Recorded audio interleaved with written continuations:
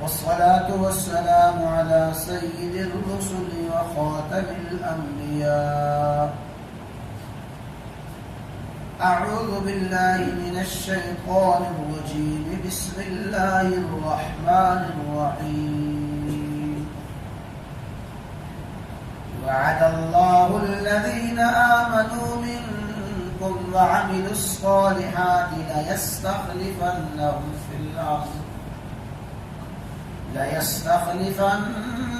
في الأرض كما استخلف الذين من قبلهم وليمكنن لهم دينهم الذي ارتضى لهم وليبدلنهم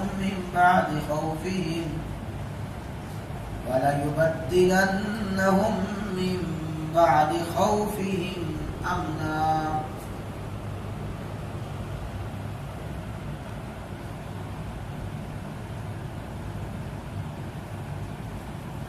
قرآن حکیم کے 18ویں پارہ سورۃ النور کی ایک آیت مبارکہ کا ابتدائی حصہ تلاوت کیا گیا ہے. اللہ تعالی نے اس آیت کریمہ میں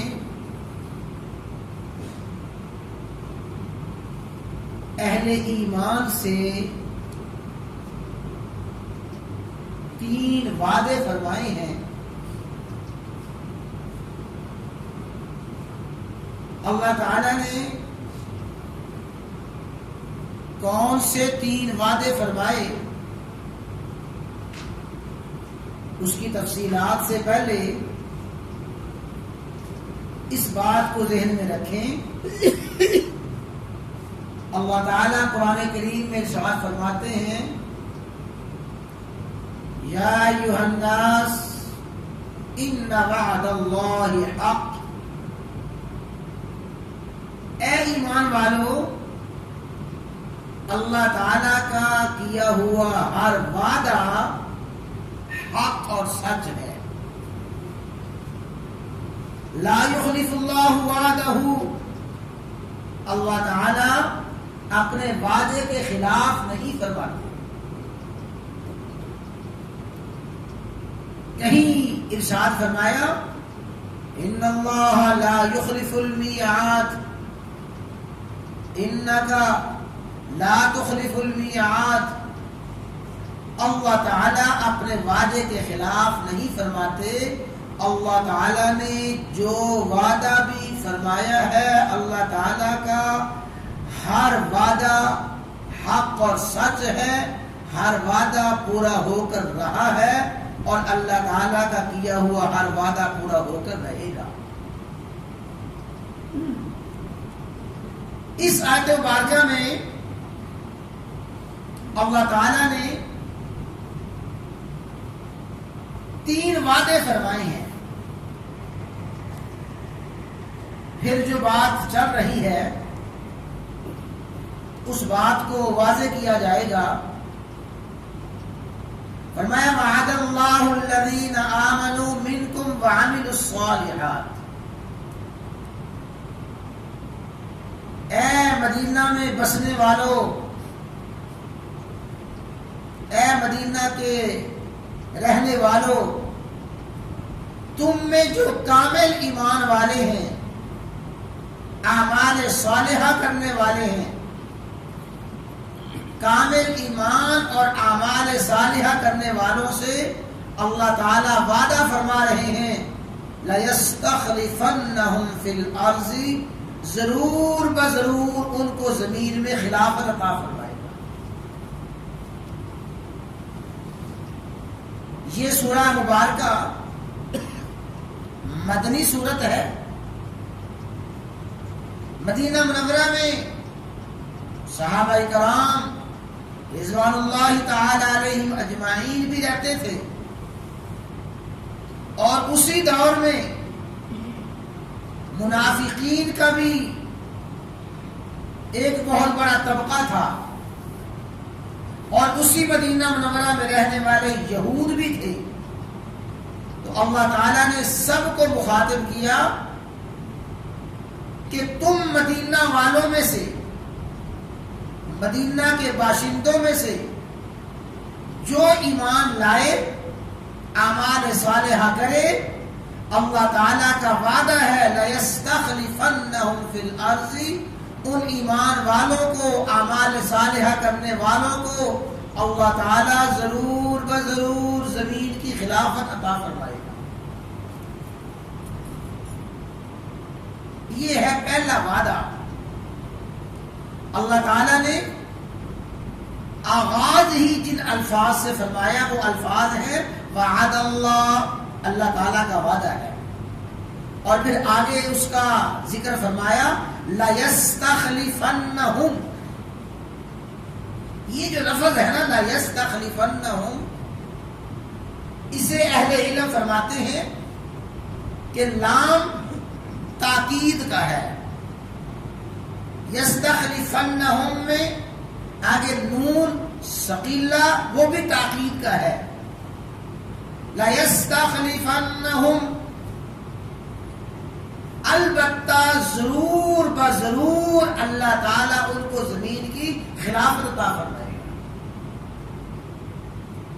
یعنی اتنی پکی بات ہے اور اتنی تاکیدی بات ہے، اللہ تعالیٰ نے 2 مرتبہ فرمایا البتہ، یقیناً، ضرور بضرور ان ایمان والوں کو، اعمال صالحہ کرنے والوں کو زمین میں خلافت دے گا۔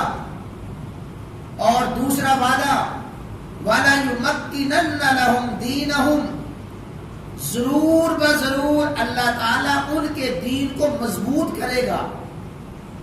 تیسرا وَلَيُبَدِّلَنَّهُمْ مِنْ بَعْدِ خَوْفِهِمْ أَمْنًا، اللہ تعالیٰ ان ایمان والوں کے خوف کو امن سے بدل دے گا۔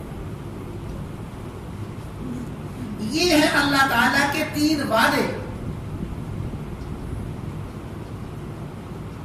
مختصر سا عرض کرنا ہے کہ اللہ تعالیٰ کے ان 3 وعدوں میں پہلا وعدہ ہے لَيَسْتَخْلِفَنَّهُمْ فِي الْأَرْضِ، دوسرا وعدہ وَلَيُمَكِّنَنَّ لَهُمْ دِينَهُمْ، تیسرا وعدہ وَلَيُبَدِّلَنَّهُمْ مِنْ بَعْدِ خَوْفِهِمْ أَمْنًا۔ اللہ تعالیٰ نے تینوں وعدوں کو ذکر کرتے ہوئے لام تاکید، نور تاکید، ثقیلہ ذکر فرمایا کہ یہ تینوں وعدے اللہ تعالیٰ کے ہر حال میں یقیناً لازماً پورا ہو کر رہے گی۔ سب سے پہلا وعدہ لَيَسْتَخْلِفَنَّهُمْ فِي الْأَرْضِ، اللہ تعالیٰ ان کو زمین میں خلافت عطا فرمائے گا۔ یقیناً اللہ تعالیٰ کا یہ وعدہ اس صورت میں پورا ہوا۔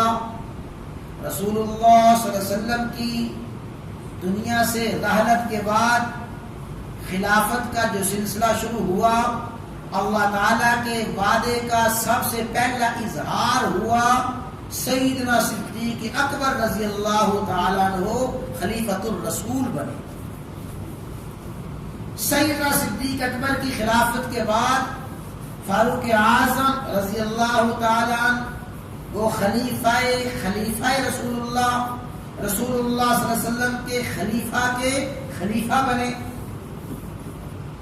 اور پھر حضرت عثمان بن عفان رضی اللہ تعالیٰ عنہ وہ تیسرے درجے کے خلیفہ بنے، اور سیدنا علی المرتضیٰ رضوان اللہ تعالیٰ علیہ مجمعین چوتھے خلیفہ بنے۔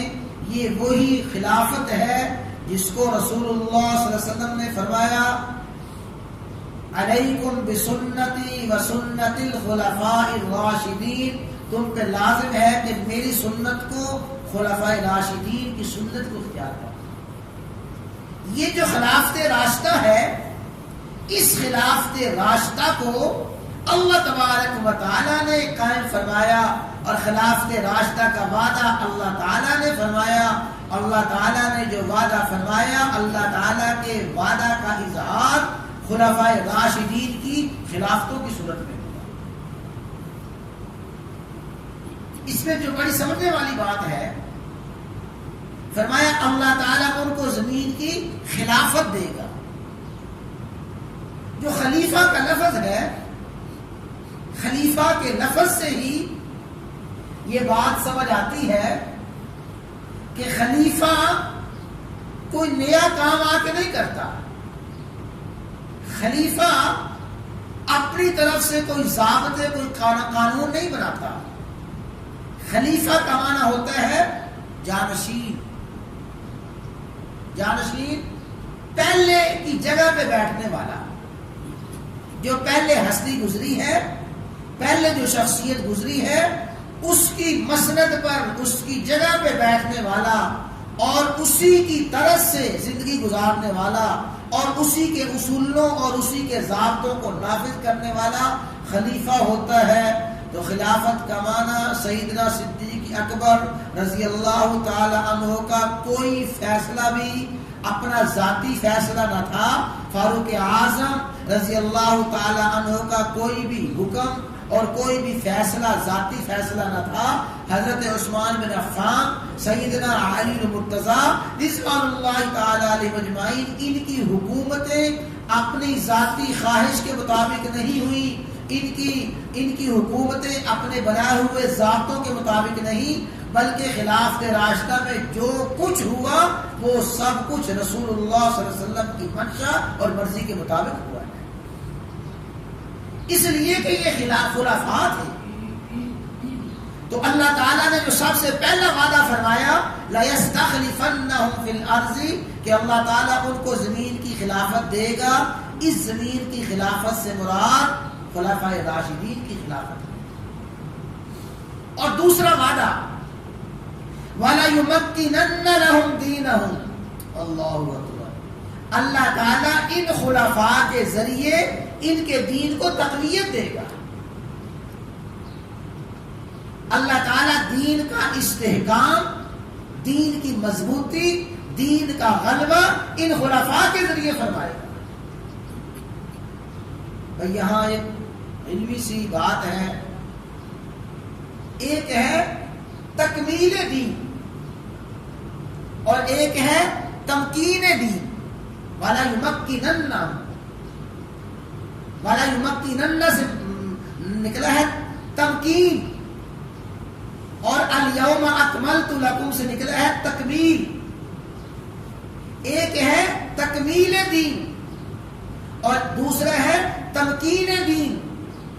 تکمیل دین کا معنی دین کا مکمل ہونا، کامل مکمل دین، اور تمکین دین کا معنی ہے دین کا استحکام، دین کی مضبوطی.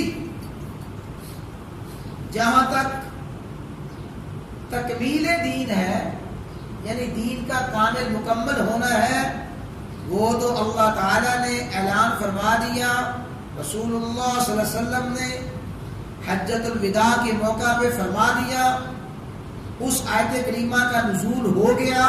کیا؟ الیوم اکملت لکم دینکم، کہ آج تمہارا دین مکمل ہو گیا ہے، کامل مکمل دین. رسول اللہ صلی اللہ علیہ وسلم دنیا سے تشریف لے گئے، آپ دین کو کامل مکمل فرما کے گئے. لیکن یہ جو وعدہ ہے وَلَا يُمَكِّنَنَّ لَهُمْ دِينَهُمْ، اللہ تعالیٰ ان کے دین کو مضبوطی، استحکام، غلبہ، قوت، طاقت دے گا. یہ جو تمکین دین ہے، یہ تمکین دین سارے کے سارے خلافت راشدہ کے دور میں ہوا ہے. دین کا استحکام، دین کی مضبوطی، دین کا غلبہ، یہ خلافت راشدہ کا جو 30 سالہ دور ہے، یہ 30 سالہ دور تمکین دین کا دور ہے. تکمیل دین رسول اللہ صلی اللہ علیہ وسلم کی حیات طیبہ میں، اور دین کا غلبہ، دین کا استحکام، دین کی مضبوطی اور تمکین دین خلافت راشدہ کے 30 سالہ دور میں. 30 سالہ دور خلافت ہے خلافت راشدہ کا. اس 30 سالہ دور میں اللہ تعالیٰ نے دین کو پوری دنیا میں پہنچایا، کونے کونے میں پہنچا. اور خلافت راشدہ کے دور میں پھر وہ وقت آیا کہ دنیا کی کوئی بھی سلطنت اس خلافت کے سامنے سر نہیں اٹھا سکتی تھی. ساری کی ساری سلطنتیں اس کے تابع تھیں، ساری کی ساری بادشاہتیں اس خلافت راشدہ کے تابع تھیں. کیوں؟ اللہ تعالیٰ نے خلفائے راشدین کے ذریعے دین کو غلبہ تھا، دین کا استحکام ہوا ہے. اور تیسرا جو وعدہ ہے وہ چونکہ ہمارا موضوع نہیں ہے اس لیے بات یہیں پہ مکمل کرتے ہیں کہ اللہ تعالیٰ نے صحابہ کرام رضوان اللہ تعالی علیہ مجمعین سے جو وعدے فرمائے اس میں پہلا وعدہ لَيَسْتَخْلِفَنَّهُمْ فِي الْأَرْضِ، تمہیں زمین کی خلافت دے گا. دوسرا وعدہ وَلَيُمَكِّنَنَّ لَهُمْ دِينَهُمْ، تمہارے دین کو اللہ تعالیٰ مضبوط فرمائے گا.